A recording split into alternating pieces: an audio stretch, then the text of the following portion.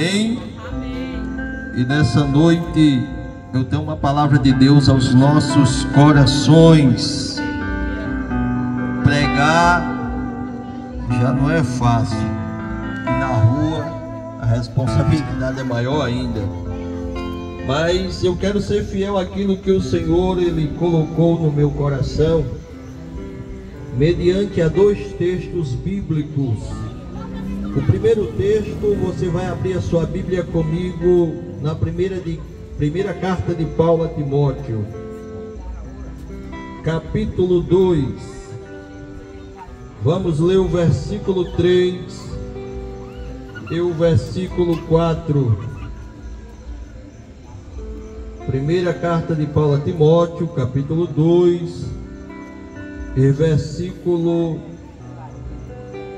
3 e 4 diz assim a inerrante palavra: isso é bom e agradável perante Deus, nosso Salvador, que deseja que todos os homens sejam salvos e cheguem ao conhecimento da verdade.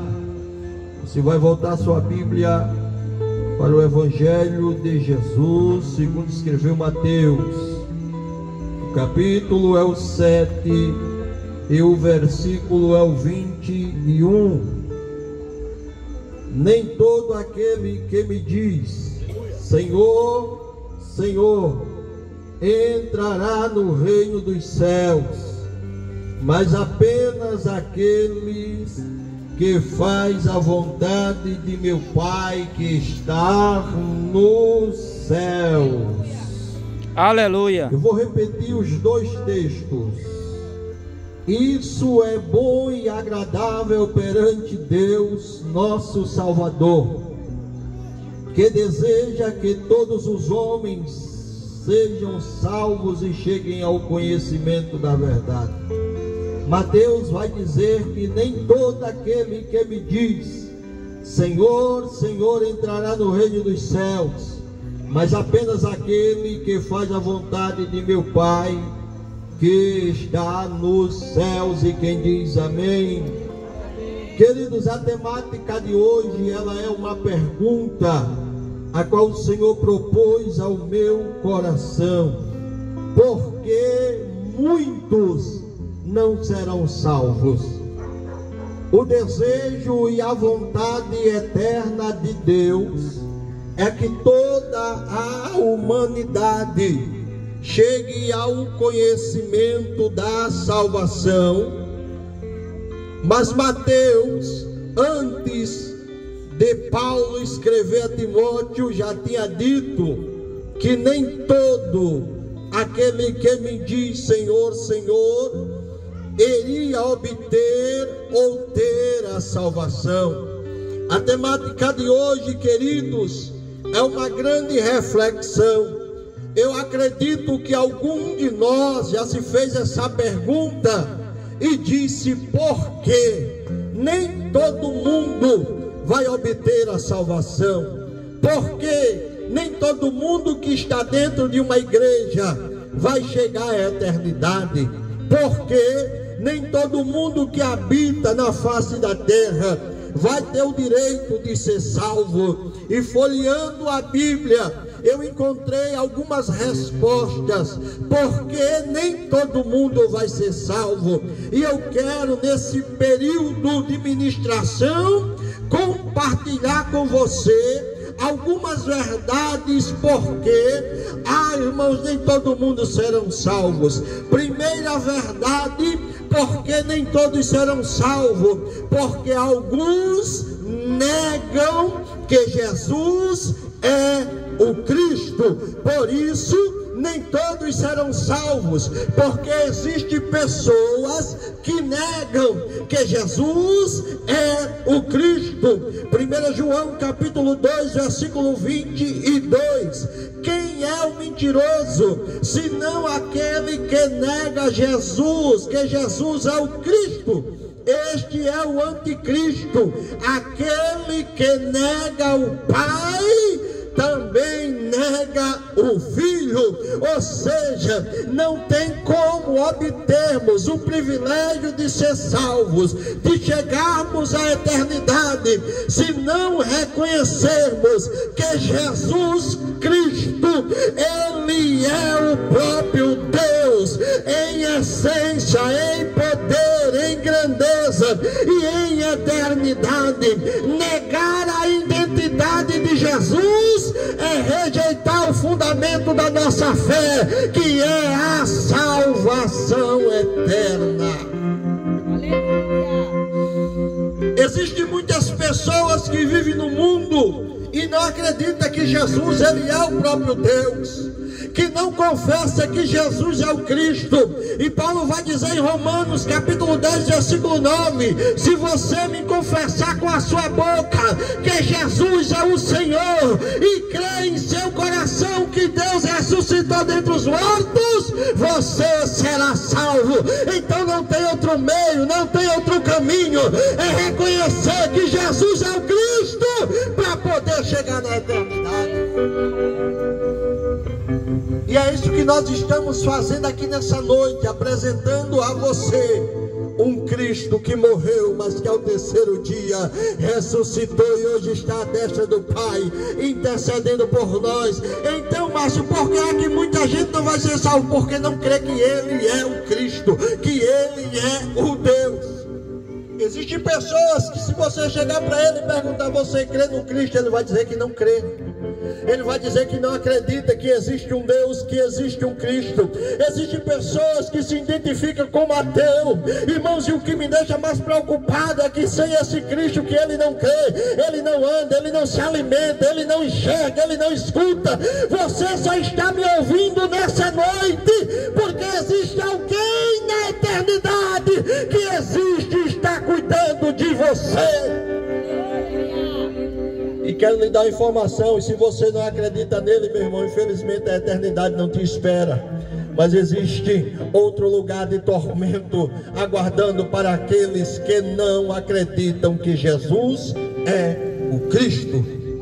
Segunda verdade, porque muitos não serão salvos. Segundo, porque eles negam que Jesus veio em carne. Muita gente não acredita, irmão pequeno, que Jesus, ele deixou a sua eternidade, irmão Mário, e veio em carne para morrer por mim e por você. Vamos para a Bíblia, é texto bíblico, 1 João capítulo 2 versículo 4.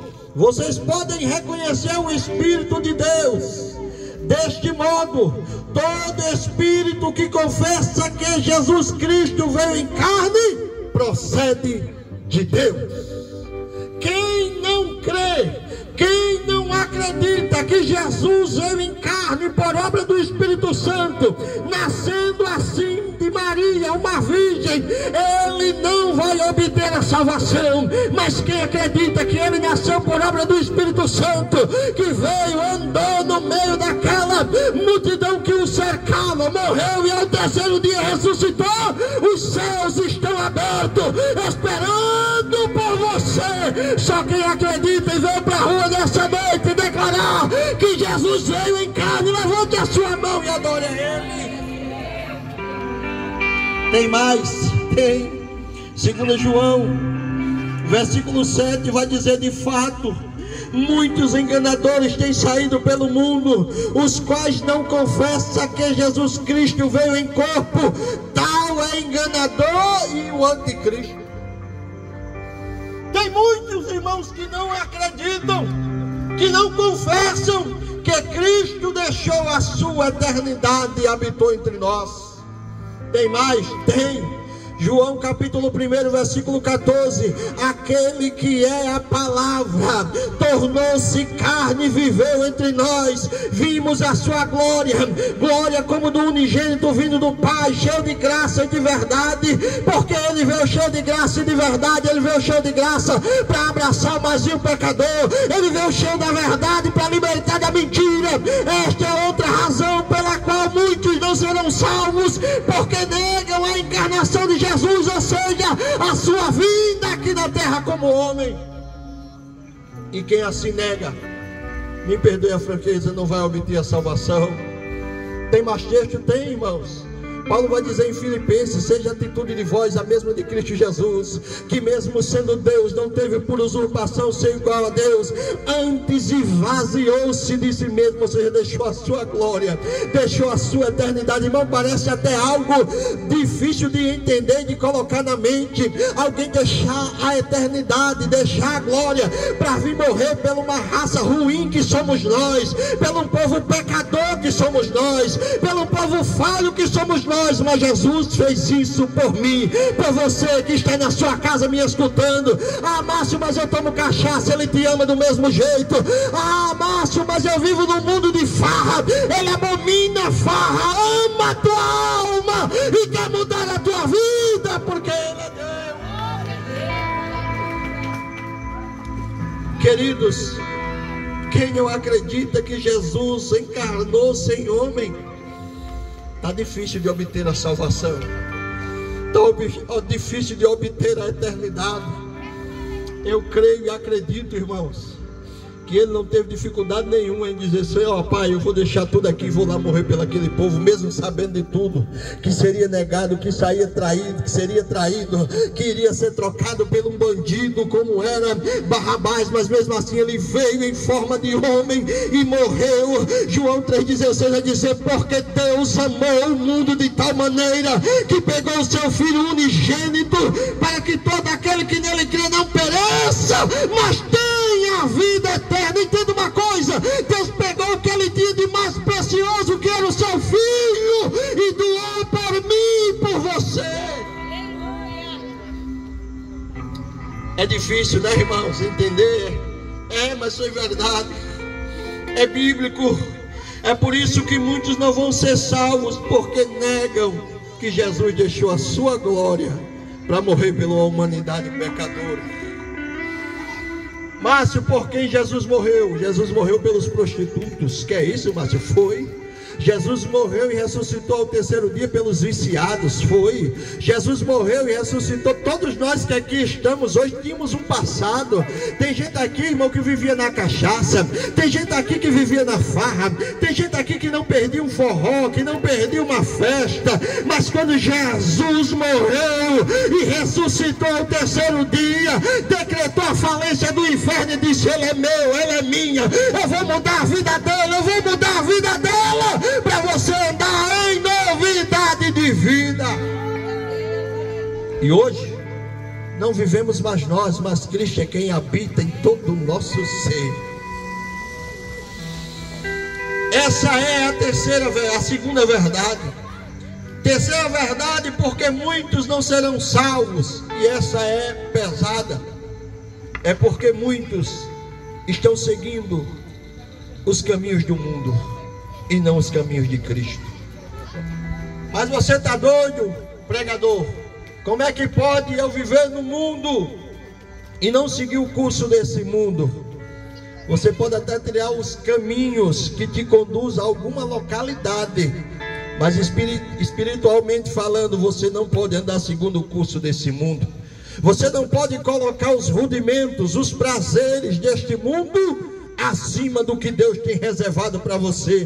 Tem texto bíblico para isso? Tem. 1 João capítulo 2, versículo 15 ao 17. Não amem o mundo, nem o que nele há. Se alguém ama o mundo, o amor do Pai não está nele. Pois tudo o que há no mundo, a cobiça da carne, a cobiça dos olhos, a ostentação dos bens, não provém do Pai, mas do mundo. O mundo e a sua cobiça passa, mas aquele que faz a vontade de Deus permanece para sempre. Louvado seja o nome de Jesus. Você pode até provar e achar bom uma latinha de cerveja, você pode até provar e achar bom um copo de uísque, mas o que Deus tem para mim e para você é melhor, é o céu de glória, é perdão de pecados, é a vida eterna.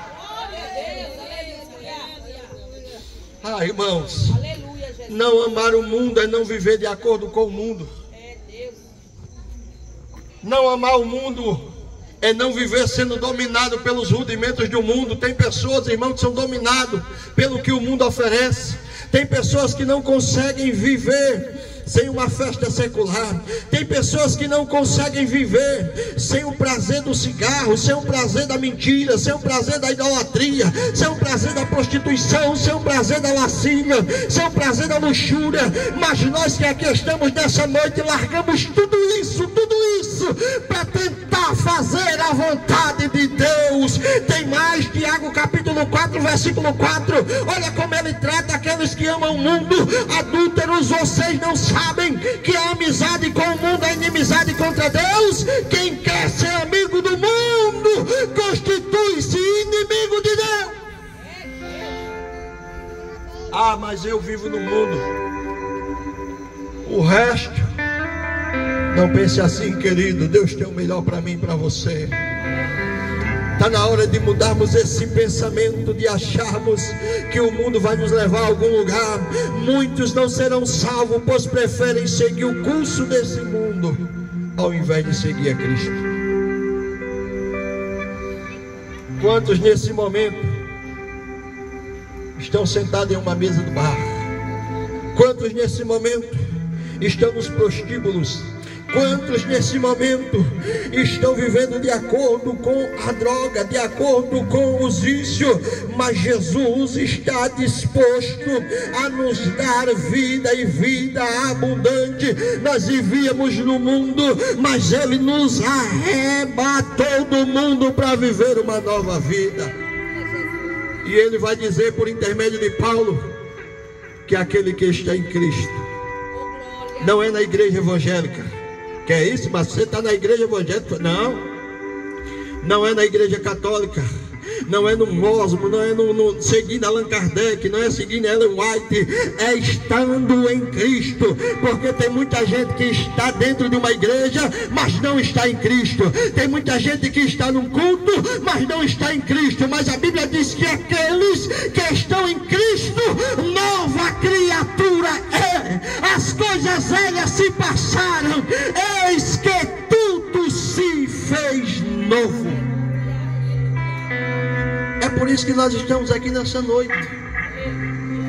Esses dias eu estava sentado ali na oficina do meu cunhado, conversando com ele, e conversando com um rapaz muito conhecido aqui, que eu não vou citar o nome por questão de ética. Ele disse: irmão, eu estou tentando me fortalecer na igreja. É difícil, mas eu estou tentando. Eu disse: é o melhor lugar para se estar. Por quê? Porque sabe como eu me via hoje, se eu não tivesse entregado a minha vida a Jesus quando eu tinha 13 anos?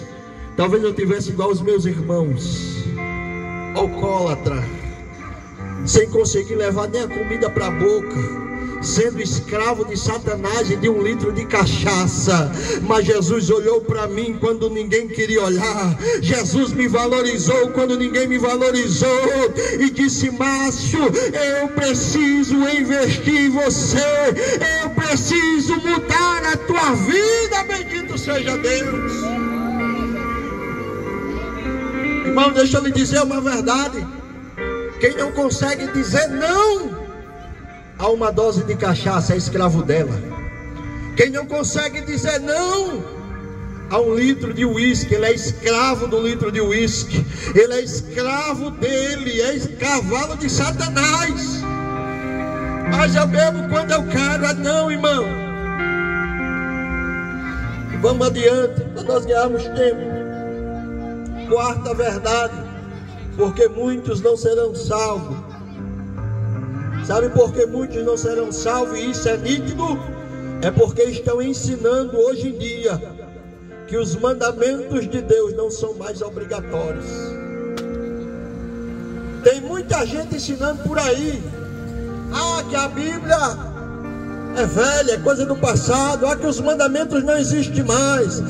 Que não preciso mais guardar essa palavra. Aí em João, 1 João capítulo 2, versículo 4, vai dizer: aquele que diz eu o conheço, mas não obedece os seus mandamentos, é mentiroso, e a verdade não está nele. Eu tenho a Bíblia em casa, eu leio, mas não pratico, é mentiroso. Ah, eu leio a Bíblia, mas não pratica, é mesmo que nada. Irmãos, quem diz aleluia está com Cristo, a ler a palavra, tem que obedecê-la. Tiago capítulo 1 versículo 22 vai dizer: sejam praticantes e não somente ouvintes. Isso está chegando até nós. Ah, não é mais necessário amar o próximo, porque Jesus já amou. Existia 10 mandamentos, Jesus resumiu em 2, mas os 10 permanecem: amar a Deus acima de todas as coisas e ao teu próximo como a ti mesmo. E tem muita gente, irmão, perdendo o direito de entrar na eternidade, aleluia, somente por um: é não amar o próximo como a ti mesmo. Você está achando, irmão, se você morrer hoje odiando o seu vizinho, você vai obter a salvação ao dedinho? Você está achando, se você falecer hoje, irmãos, eu já vi gente dizer: eu morro, mas não falo com fulano. Infelizmente, irmãos, tem um lugar ruim te esperando. Me perdoe a franqueza, é bíblico isso. Se eu não tenho capacidade de amar o irmão que eu vejo todos os dias, irmãos, como é que eu vou amar um ser que eu não vejo, que eu não contemplo, mas pelos olhos da fé eu sei que ele existe? É necessário não apenas ler e ouvir, mas pôr em prática a palavra de Deus, que é viva e eficaz, mais penetrante que uma espada de 2 gumes, que vai até a divisão da alma e do espírito, juntas e medulas, e faz aquilo que lhe apraz. É a palavra que liberta, é ela que transforma, é ela que, quando colocamos em prática, nós obtemos o direito de morar no céu. Se você não põe em prática, irmãos, você vai remar e remar contra a maré. E não adianta, meu irmão, a gente usar do texto e usar a palavra e dizer: ah, porque eu sou crente, eu leio a Bíblia. Não, irmão, tem muito crente que tem a Bíblia na sua casa, mas também não anda, não põe em prática.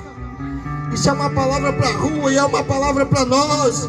É necessário não apenas ouvir, mas praticar. Eu ligo a minha rádiozinha todos os dias, eu escuto a palavra, eu ouço as orações, eu sigo o bispo fulano de tal, eu dizimo. Mas a questão é: abandonou a mentira, abandonou a prostituição, abandonou a idolatria, abandonou a avareza, perdoou o teu irmão.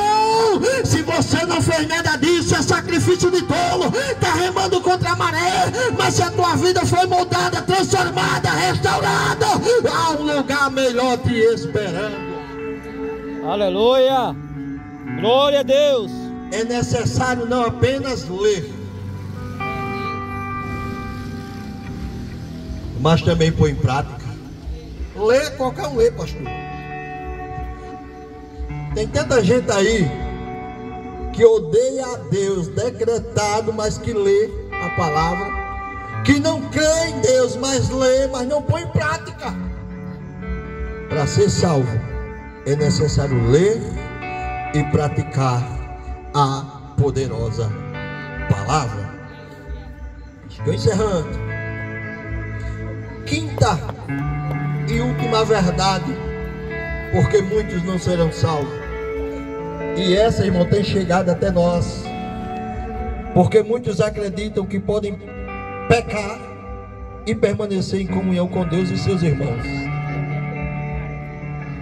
Tem muita gente, irmãos, que é assim, acha que pode pecar e permanecer em comunhão com Deus e seus irmãos. Eu não sei como é que o camarada diz: eu tenho Deus, mas mata o próximo. E eu estou falando de morte física mesmo. Não é a morte, é física.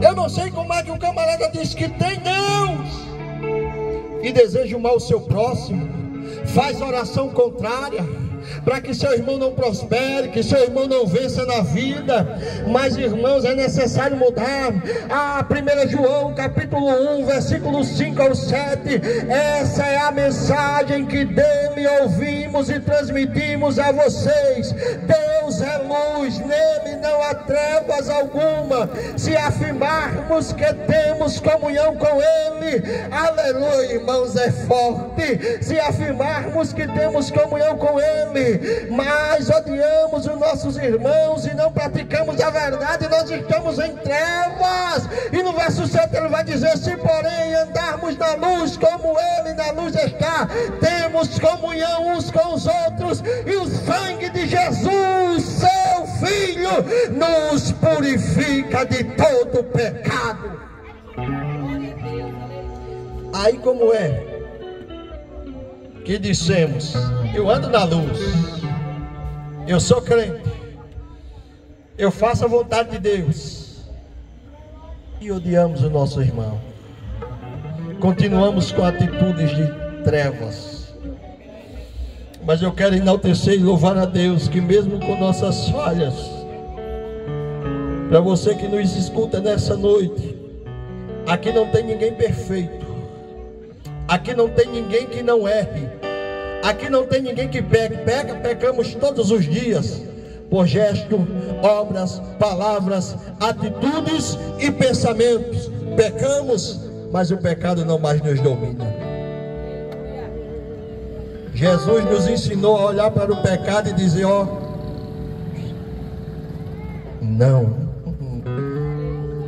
na minha vida a cachaça não tem mais vez, na minha vida a mentira não tem mais vez, na minha vida, aleluia, o adversário não tem mais brecha. Por quê? Porque Jesus me ensinou, mediante a sua palavra, a andar em luz, em luz, em luz, em novidade de vida. Bendito seja o nome de Jesus. Somos pecadores, somos, mas lavados